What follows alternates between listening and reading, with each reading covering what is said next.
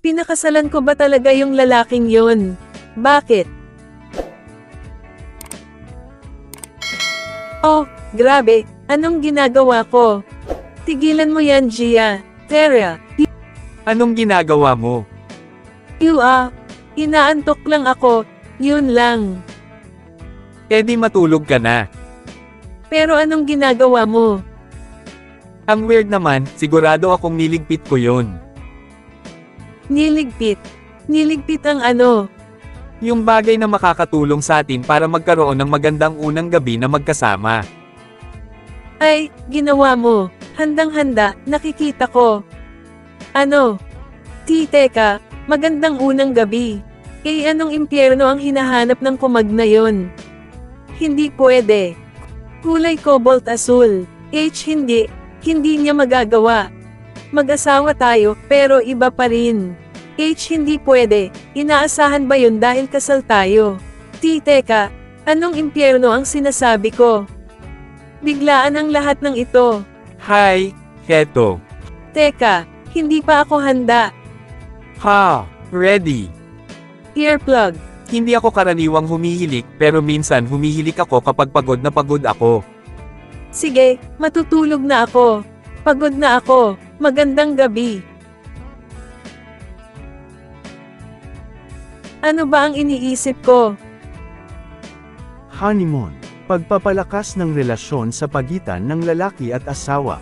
Ngunit depende sa sitwasyon. Maaari itong maging simulan ng mga away, kaya mag-ingat tayo. Ngayon ito ang isang honeymoon. At kaya sumikat ang araw sa ikalawang araw ng aming honeymoon. Ano ba ang dapat kong isuot? Anong isusuot?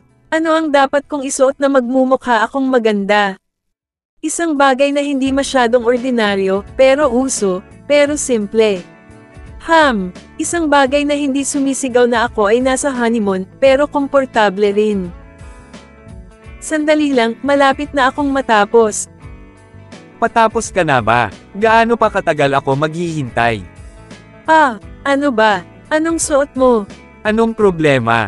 At ang pinakamalaking issue ay ang hindi mo man lang alam kung ano ang problema.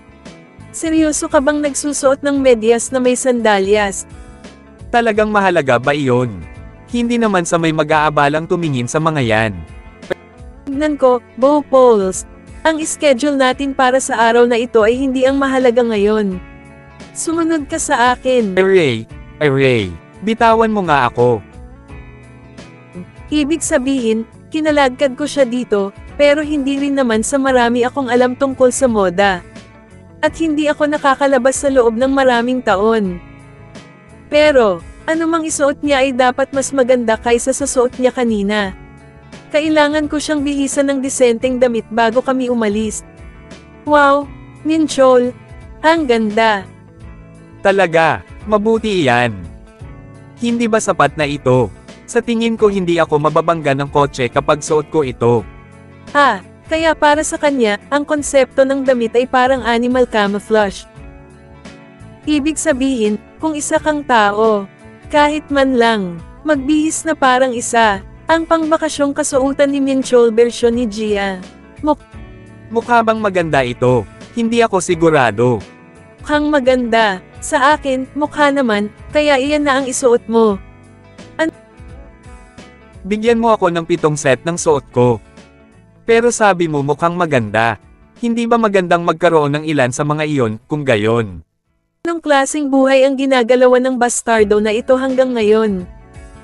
Pero paano ka makakabili ng maramihan ng parehong bagay? Pipili ako ng ilang iba pa para sa iyo, kaya pagpalit-palitin mo na lang ang mga iyon, okay? Okay. Okay, so ito, at ito. Hoy, Gia, mayroon tayong banana boat ride kasunod, tama? Sa tingin ko, Dahil pinili mo na ang mga damit ko, pipili ako ng swimsuit para sa iyo. okay. Ano? Binili namin ito. Talagang binili namin ito. Sa palagay ko mas tumpak na sabihin na binili niya ito at iniabot sa akin. Binili ko ito para sa iyo. Suotin mo ito mamaya, okay? Ano? Ito ba ang tinatawag mong kabaligtaran ng pickpocketing? Bukod pa roon, suot niya ang pinili kong damit para sa kanya, kaya makatwiran lang na isuot ko ang swimsuit na pinili niya para sa akin. Kaya bakit pakiramdam ko ako ang talo dito? Hindi ko sana aakalang magiging matigas ang ulo niya, pero talagang ganoon siya. Ninchol, ang bastardong iyon. Hindi man lang niya sinabi sa akin kung anong klaseng bathing suit ito. Pinapakaban niya ako, maraming sexy na estilo doon. Tulad noong nasa mannequin. Imposible, baka bato ang utak niya, pero hindi niya kayang pumili ng ganoon. Ha? Ano sa tingin mo, Jie? Gusto mo ba? Tinitingnan ko ang katalog kanina, at bigla na lang itong lumitaw sa akin. Pananatilihin ka nitong insulated sa malamig na tubig at binabawasan nito ang friction sa tubig, kaya magiging komportable itong gamitin sa paggalaw. Galing, di ba? Tama. Galing. Nagbibiro ka ba? Hoy, Minchol, may itatanong ako sa iyo. Nagpakasal tayo at ito ang ating honeymoon, di ba? Kung may mata ka, tumingin-tingin ka sa paligid. Bakit sa tingin mo lahat ay nagsuot na ganyan? Alam ko, dahil mainit. Kaya pala, naghubad ng damit ang mga tao dito dahil mainit. Siguro tayo lang ang hindi, ano? Seryoso, ano ang inaasahan mong gawin namin na suot ito? Sobrang nakakahiya, paano ako mag-e-enjoy?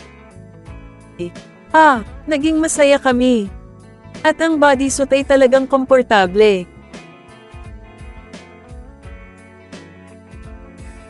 Tingnan natin. Ano pa ba ang natitira nating gawin? Gia, hindi ka ba napapagod? Bakit hindi muna tayo magpahinga? Anong pahinga? Alam mo ba kung gaano kamahal ang biyaheng ito? Kung gusto nating sulit ang pera natin, marami pa tayong dapat gawin. Ang takong mo. Ang takong ko, okay lang. Wala ito. Sigurado masakit yan. Halika, sumakay ka sa likod ko. Pero ang schedule natin. Sumasakit na nga lang sa pagtingin ko. Kaya sumakta. Pero hindi ba ako mabigat? Okay lang talaga ako. Hindi na masyado. Magandang workout ito. Sinusubukan mo ba akong insultuhan ngayon? Hindi, seryoso ako. Ito lang ang perpektong bigat para sa magandang workout. Sasabihin ko na mga hoy, tigil. Gaano na ba katagal? Simula nang sumakay ako sa likod ng isang tao. Ang sumakay sa likod ng ibang tao ay mas nakakaginhawa kaysa sa inaakala ko. Hoy, bakit ka humihip sa tainga ko? Dahil gusto ko. Ano ba yan? Kung may reklamo ka, sabihin mo na lang. Reklamo.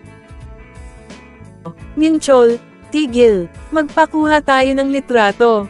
Pero marami na tayong nakuhanan. Iyon ay noon, at ito ay ngayon. Dahil ba ilang araw pa lang ang nakalipas mula noong kasal? Kalimutan na ang pag-aaway, sa tingin ko ay nagkakaroon tayo ng maraming kasiyahan. Hindi, talagang nagkakaroon ako ng magandang oras.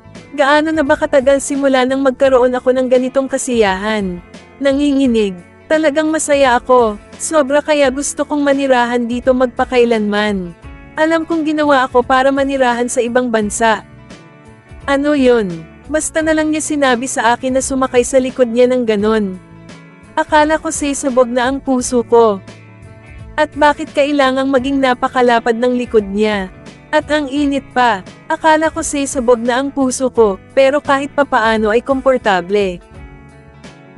Ano ba ang sinasabi ko? Ako ba ay ang tipo na nalulungkot? Oo, bakit hindi ako dapat masiyahan? Ang mahal kaya ng biyaheng ito. Mas masaya pa sanang maglakbay sa buong Korea gamit ang perang ito, pero kahit na, hindi ito masyadong nakakahiya, at iyon ang katapusan ng aming medyo karaniwan na honeymoon. At umuwi na kami. Ma, ano ba ang lahat ng ito? Bakit ang dami mong niluto? Anong araw ba? Anong ibig mong sabihin? Ito ang araw na bumalik ang anak natin mula sa kanyang honeymoon. Ano, talaga? Ginawa niyo ang lahat ng ito para sa akin. Wow, salamat. Pero ano ang mga kahon na ito? May nangyayari talaga. Lilipat ba tayo? Hindi kami, ikaw, kay Mincho. Ano ba ang pinagsasabi mo? Pumayag kang lumipat sa lugar niya pagkatapos mong bumalik mula sa honeymoon. Ganun na lang. Ngayong naiisip ko, kanina pa pala. Iniisip ko na maaari tayong tumira sa apartment ko pansamantala. Tama, Jie. Teka muna, alam kong napag-usapan natin ang tungkol sa ganyan, pero... Anak ko, mamuhay ka ng masaya, ha? Kaya mo yan, di ba? Ganoon na lang. Sige, kung ganoon. Magsimula na ba tayo?